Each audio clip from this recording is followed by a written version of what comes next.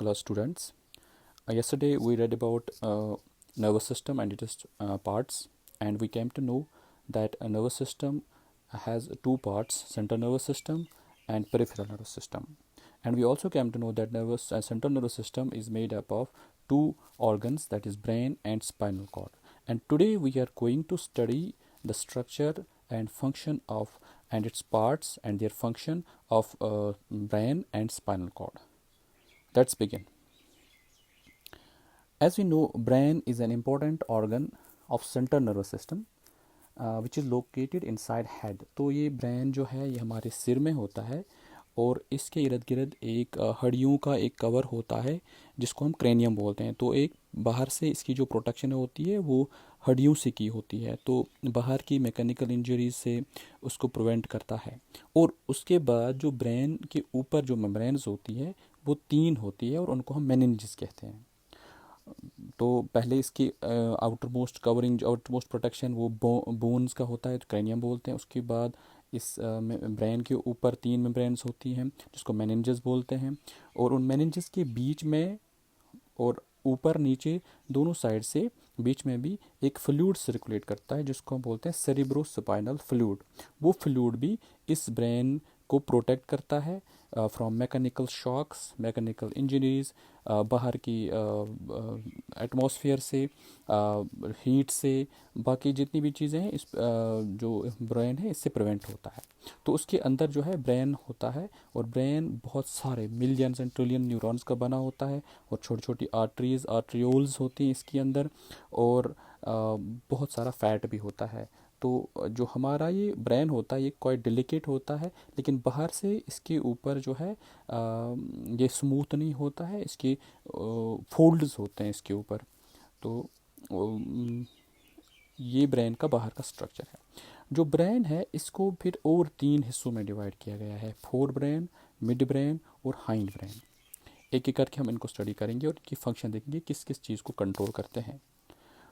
Fore brain जो है ये दो पार्ट्स का बना होता है, सेरिब्रम और ओल्फैक्टरी लोब्स, यानी ये दो पार्ट्स फोर ब्रेन को बनाते हैं. और सेरिब्रम जो होता है ये हमारी ब्रेन का सबसे बड़ा हिस्सा होता है, और जो हमारा रूफ ऑफ ब्रेन है वो सेरिब्रम होता है, जो ऊपर हमें नज़र आता है. अगर हम ब्रेन को खोल के देखेंगे तो ऊपर जो हमें नज़र आएगा दैट विल बी सेरिब्रम, और ये लार्जेस्ट पार्ट ऑफ ब्रेन है.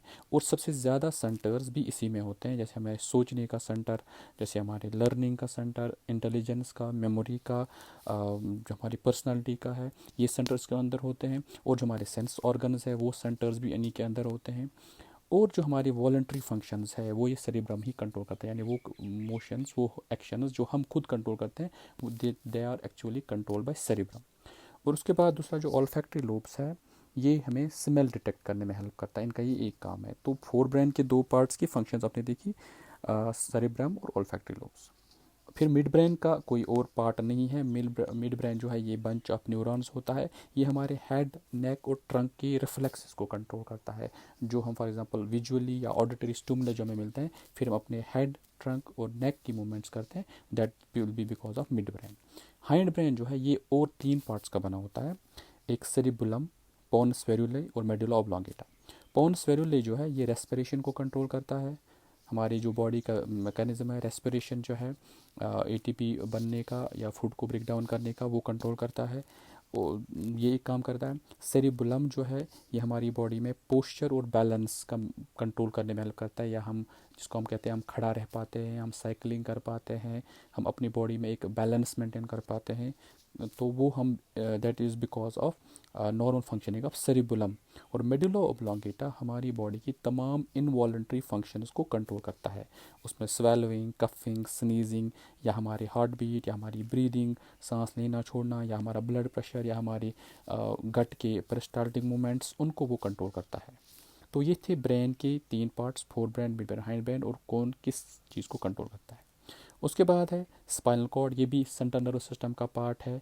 ये एक स्मूथ सिलेंड्रिकल ऑर्गन होता है जो शुरू होता है from medulla oblongata, from hind brain part, जो उसका मेडुला ऑब्लोंगेटा लास्ट पर, तो वहाँ से एक एलोंगेशन निकलती है जो हमारे नेक से होके हमारे कमर के बीचों बीच नीचे तक जाता है.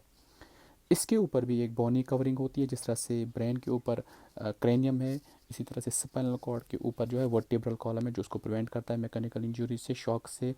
और जिस तरह से ब्रेन के ऊपर मेनिंजेस है, 3 मेनिंजेस है, इसी तरह से स्पाइनल कॉर्ड के ऊपर भी मेनिंजेस है।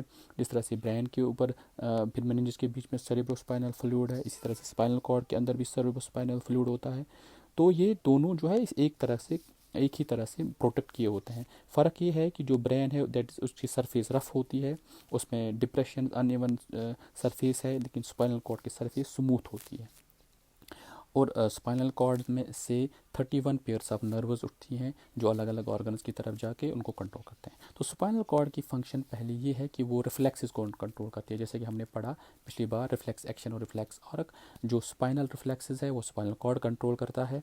और ब्रेन को ऑर्गन्स के साथ कनेक्ट करने का काम स्पाइनल कॉर्ड का है। फॉर एग्जांपल हमारी लेग से कोई मैसेज आएगी ब्रेन की तरफ, that will be passed via spinal cord. Brain से कोई मैसेज लेग्स की तरफ या एब्डोमेन की तरफ या नीचे वाले ऑर्गन्स की तरफ या बाकी ऑर्गन्स आर्म्स की तरफ जाएगी, तो वो जाएगी वाया स्पाइनल कॉर्ड। तो एक connecting link between brain and organs काम करता है। Thank you. आई होप आपको सेंट्रल नर्वस सिस्टम, ब्रेन और उसके पार्ट्स और स्पाइनल कॉर्ड के फंक्शंस अच्छे से समझ आए।